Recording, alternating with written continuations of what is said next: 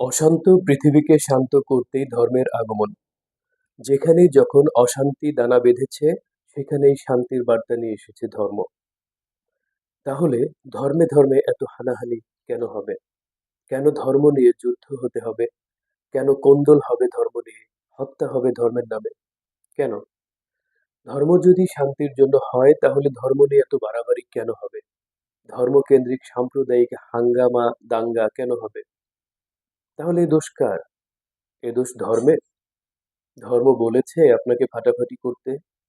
না, কখনোই ধর্ম তা বলেনি। পৃথিবীতে বিদ্যমান ধর্মগ্রন্থগুলো খোলা ময়দানে জনসম্মুখে পাঠ করে বিশ্লেষণ করে দেখবেন, কোনো ধর্মগ্রন্থ মানবতার বিপরীতে কিচ্ছু বলেনি কখনোই। যা বলেছে সব মানব কল্যাণেই বলেছে। তাহলে সমস্যা কোথায়? সমস্যা হলো আমাদের ব্যাখ্যায়, চিন্তায় ও চেতনায়।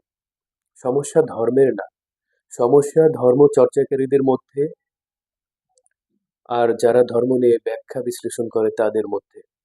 মানুষ ধর্মের কারণে নয়, ধর্মের নামে বিশ্বব্যাপী অশান্তি করে। কারণ কোনো ধর্মই অশান্তিকে পারমিট করে না। শুধুমাত্র ধর্ম যারা চর্চা করে তারা ধর্মের নাম ভাঙিয়ে এই অশান্তিগুলো তৈরি করে। মানুষ যদি স্ব ধর্মে পালন করে, ধর্মে থেকে ধার্মিক হয়, তাহলে সমস্যা নেই। সমস্যা হয় যখন মানুষ ধার্মিক না হয়ে ধর্মান্ধ হয়। মুসলিম মরলে মুসলিম কাঁদবে, হিন্দু মরলে হিন্দু কাঁদবে, বৌদ্ধের জন্য বৌদ্ধ আর খ্রিস্টানের জন্য খ্রিস্টান কাঁদবে। এমনটি না হয়ে যেদিন মানুষের জন্য মানুষ কাঁদবে সেদিন আর অশান্তি থাকবে না। ধর্ম মানবতার ক্ষেত্রে কোনো বাধা হতে পারে না। ধর্ম ধর্মাচার আলাদা হোক, হতেই হবে, কারণ প্রত্যেক ধর্মের আলাদা নিয়মাচার আছে। কিন্তু মানুষ হতে গেলে ধর্ম কোনো বাধা নয়। ধর্ম সাথে নিয়েও মানুষ হওয়া যায়। কেননা ধর্ম এসেছে অমানুষকে মানুষ করতে। পৃথিবীতে ৪,৫০০-এরও বেশি ধর্ম পালন করা হয় বর্তমানে। তাহলে এত অমানুষ কেন পৃথিবীতে? আমরা জানলাম যে পৃথিবীতে অশান্তি দূর করে অমানুষকে মানুষ করতে ধর্মের আগমন। এত ধর্ম থাকতেও এত অমানুষ, কারণ হলো এরা ধার্মিক না, এরা ধর্ম পরায়ণও না, এরা ধর্মকে সাইনবোর্ড হিসেবে ব্যবহার করছে মাত্র।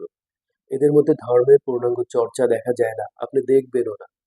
কিন্তু ধর্ম রক্ষার অগ্রপথিক সেজে এরা পৃথিবীতে অশান্তি করে।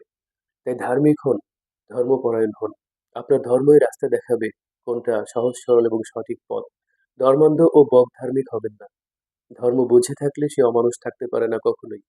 ধর্ম না বোঝা মানুষগুলোই সমাজের সবচেয়ে বড় বোঝা হয়ে যায়।